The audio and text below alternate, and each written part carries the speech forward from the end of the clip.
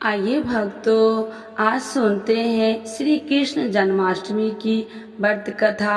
तो एक बार बोलिए प्रेम से कृष्ण भगवान की जय। देव की माता की जय। वासुदेव श्री कृष्ण की जय। राधे कृष्ण भगवान की जय। कथा के अनुसार द्वापर युग में भोजवंशी राजा उग्रसेन मथुरा में राज्य करता था। उसके अत्यायती पुत्र कंस ने उसी गद्दी से उतार दिया और स्वयं मथुरा का राजा बन बैठा। कंस की एक बहन देवकी थी, जिसका विवाह वासुदेव नामक यदुवंशी सरकार से हुआ था। एक समय कंस अपनी बहन देवकी को उसकी ससुराल पहुंचाने जा रहा था। रास्ते में आकाशवाणी हुई, हे कंस, जिस देवकी को तू बड़े प्रेम से ले जा रहा है, उसी में तेरा काल बसता है। उसी के गर्भ से उत्पन्न 8वां बालक तेरा वध करेगा। यह सुनकर कंस वासुदेव को मारने के लिए उद्धव हुआ। तब देवकी ने उससे विनय पूर्वक कहा, मेरे गर्भ से जो संतान होगी उसे मैं तुम्हारे सामने लाऊंगी। बहनोई को मारने से क्या लाभ है। कंस ने देवकी की बात मान ली और मथुरा वापस चला आया। उसने वासुदेव और देवकी को कारागृह में डाल दिया। वासुदेव देवकी ने एक एक करके 7 बच्चे हुए और 7 को जन्म लेते ही कंस ने मार डाला। अब 8वां बच्चा होने वाला था। कारागार में उन पर कड़े पहरे बैठा दिए गए। उसी समय नंद की पत्नी यशोदा को भी बच्चा होने वाला था। उन्होंने वासुदेव देवकी के दुखी जीवन को देख 8वें बच्चे की रक्षा का उपाय रचा।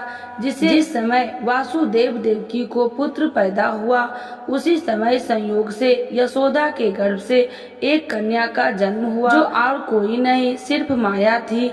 जिस कोठरी में देवकी वासुदेव कैद थे, उसमें अचानक प्रकाश हुआ और उनके सामने शंख चक्र गदा पद धारण किए चतुर्भुज भगवान प्रकट हुए। दोनों भगवान के चरणों में गिर पड़े। तब भगवान ने उनसे कहा, अब मैं पुनः नवजात शिशु का रूप धारण कर लेता हूँ। तुम मुझे इसी समय अपने मित्र नंद जी के घर वृंदावन में भेज आओ और उनके यहाँ जो कन्या जन्मी है उसे लाकर कंस के हवाले कर दो। इसी समय वातावरण अनुकूल नहीं है, फिर भी तुम चिंता न करो, जागते हुए पहरेदार सो जाएंगे। कारागृह के फाटक अपने आप खुल जाएंगे और उफनती हाथ यमुना तुमको पार जाने का मार्ग दे देगी। उसी समय वासुदेव नवजात शिशु रूपी श्री कृष्ण को सूप में रखकर कारागृह से निकल पड़े और अर्थात यमुना को पार कर नंद जी के घर पहुँचे। वहाँ उन्होंने नवजात शिशु को यशोदा के साथ सुला दिया और कन्या को लेकर मथुरा आ गए। कारागृह के फाटक पूर्ववत बंद हो गए।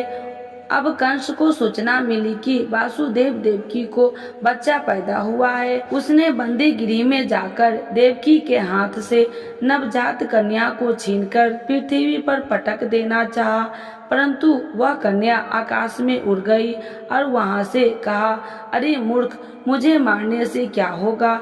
तुझे मारने वाला तो वृंदावन में जा पहुंचा है। वह जल्द ही तुझे तेरे पापों का दंड देगा। तो एक बार बोलिए प्रेम से कृष्ण भगवान की जय। देव की माता की जय। वासुदेव श्री कृष्ण भगवान की जय। राधे कृष्ण भगवान की जय। आरती श्री बाके बिहारी। श्री बाके बिहारी तेरी आरती गाऊं, कुंज बिहारी तेरी आरती गाऊं, श्री श्याम सुंदर तेरी आरती गाऊं, श्री बाके बिहारी तेरी आरती गाऊं।